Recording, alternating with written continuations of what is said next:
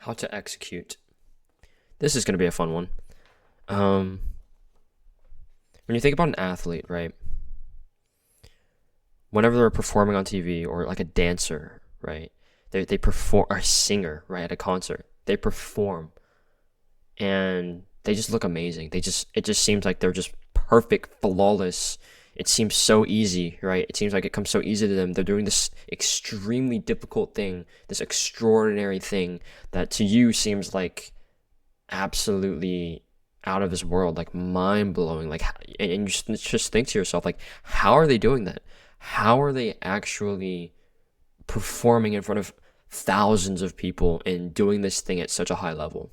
And I think it comes down to execution. But execution doesn't just include the time that you're spending backstage or on stage. It's literally in the trenches, right?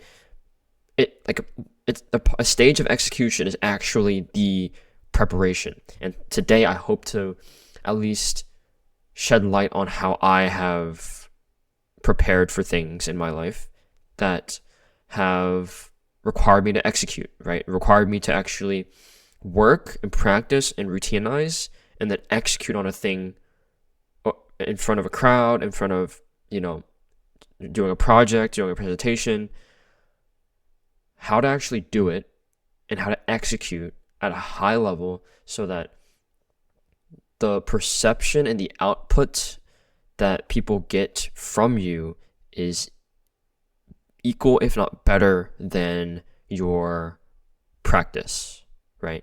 Because for a presentation or for a performance, people always practice, practice, practice, and then something goes wrong on stage, and they get flustered, they mess up, and something just goes wrong, and it just deviates from the practice, right?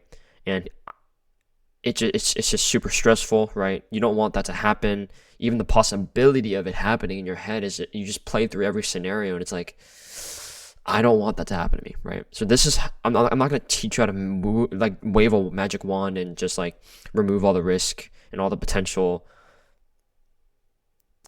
external variables that could happen during in a moment where you have to execute. But I'll help you to at least control as many variables as you possibly can. So the first principle is to be incredibly routinized and to the point where something feels boring, right? This is the main key fundamental trait that every great performer shares, right? Comedians, dancers, singers, whatever, athletes, they all share this trait. It's being incredibly routinized to a very scary level of detail, right? When you look at Michael Phelps, arguably one of the best Olympic athletes ever, right? The best swimmer ever. And he has a very, very, very specific routine from warming up, from like arriving at the competition facility, like the facility where he will compete for something. So let's say he's at the Olympics. From the moment he gets there to whenever he gets out the pool after doing his swim, he has an entire routine, right? From which side of earbud he has in to the recording that he's playing through the earbuds at the specific time, from the side of the diving board that he steps onto it to the way that he warms up, right? It's actually incredible to see. It's so detailed, right? And every single time, he has like these visuals in his head that he works through, right? Like as he's warming up, he's visualizing himself going through the motions of the swim, like the gold medal swim. He's literally visualizing himself do it. And the only reason why he's able to do this is because he's so routinized to the point where he's just going through the motions, right? He's going through the motions of doing it. And there's no second. The reason why this works is because there's no friction. There's no second guessing. Like he doesn't need to be sat there like in the arena of like thousands of people looking down on him because he's like the top dog. He's the guy expected to win gold. All looking at him. He doesn't have to sit there and even think about the pressure because he already knows what he's about to do. He knows every single step of his routine from the moment he gets to the facility to the moment he steps out the pool, winning first place, right? He has it so routinized. So this is the key to execution. If you have something big planned, if you have like a project or you have something huge to present, what you need to do is you need to routinize the process. It's almost like an SOP. You need to routinize it so in such shockingly scary detail to yourself even that like you literally plan the way that you plan the way that you enter the room, the way that you log in and turn on the PowerPoint or whatever. You routinize the clothes that you're gonna wear.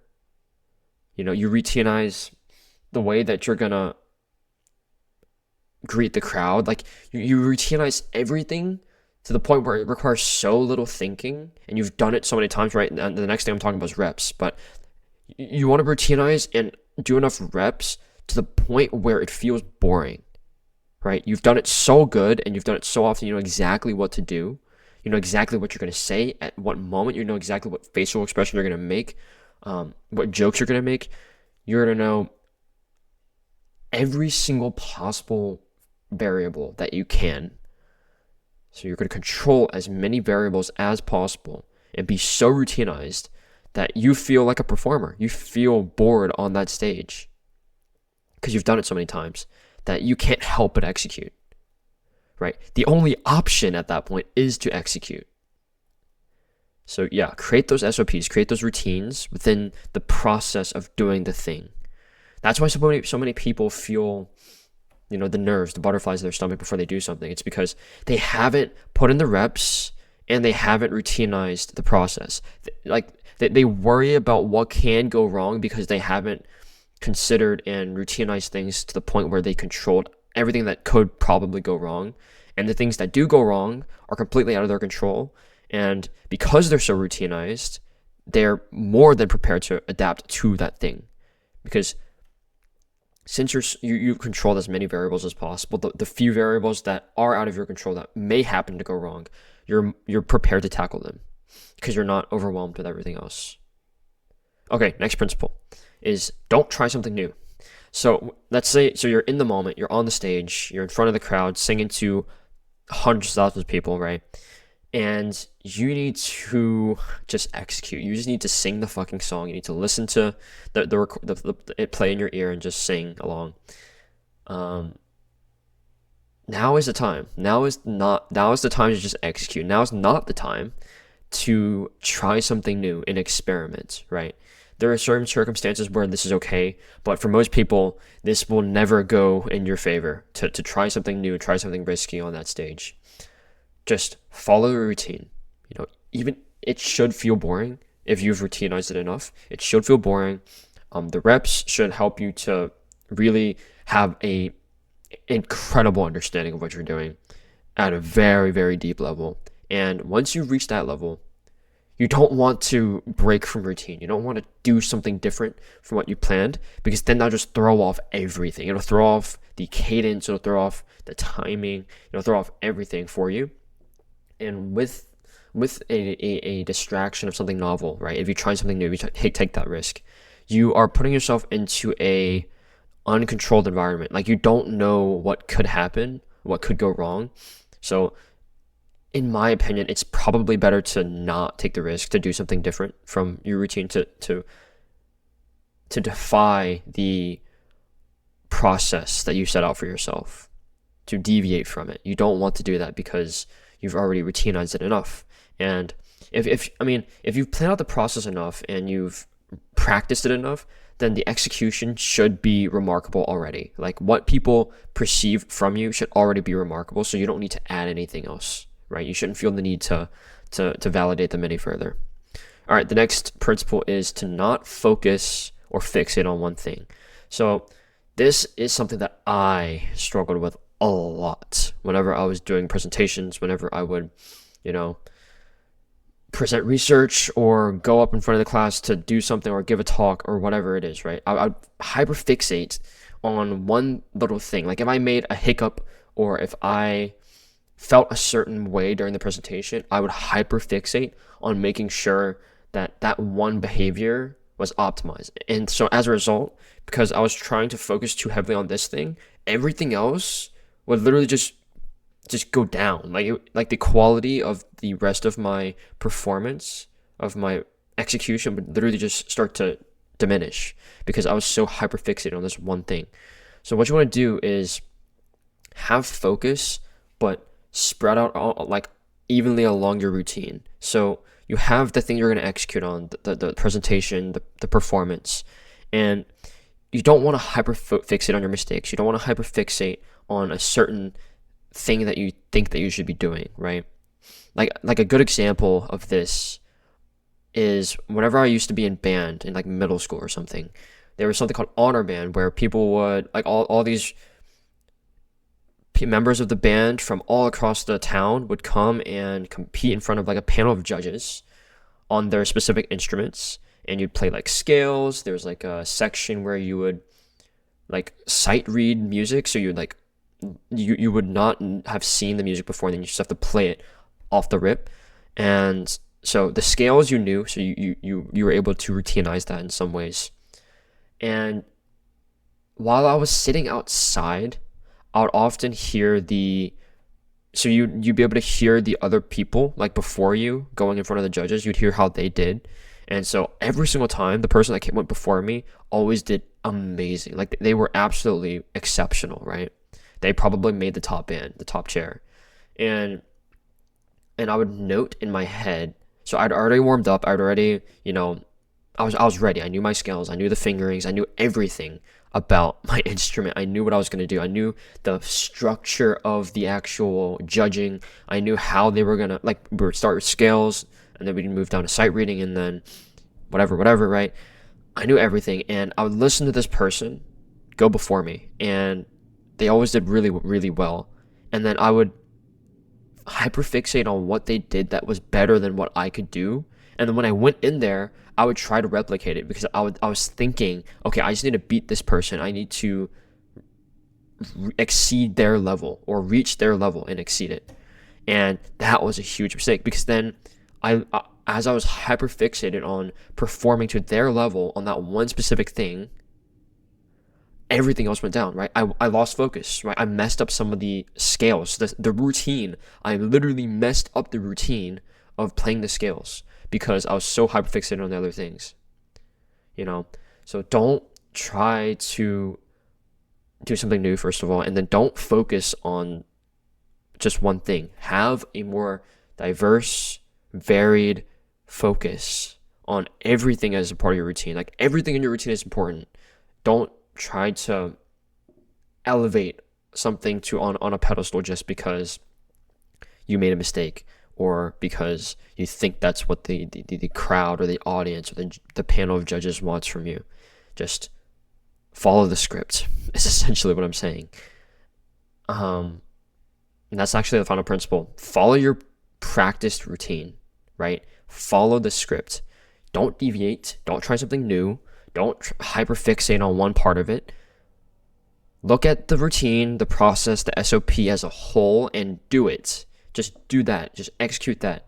And if you've done the work beforehand to ensure that the process is good, that it's polished, that it's clean, it's sexy, then you don't need to add any fluff to it because it's already good. It's already extraordinary, right? And you've already put in the reps at this extraordinary level. So you don't need to adjust. You don't need to do anything else. You've controlled as many variables as possible. So all you need to do is be ready for things to go wrong and try to adapt to them. That's the only thing you need to do. That's the only variables.